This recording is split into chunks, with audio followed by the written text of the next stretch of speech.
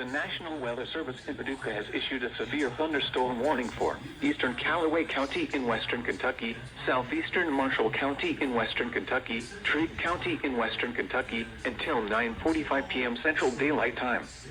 At 8:56 p.m. Central Daylight Time, severe thunderstorms were located along a line extending from near Canton to near Cottage Grove, moving southeast at 30 miles per hour. Hazard, 60 miles per hour wind gusts. Source, radar indicated. Impact, expect damage to roofs, siding, and trees.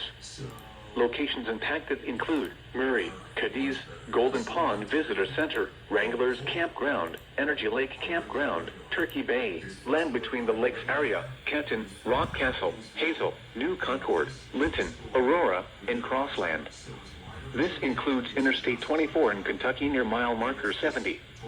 For your protection, move to an interior room on the lowest floor of a building.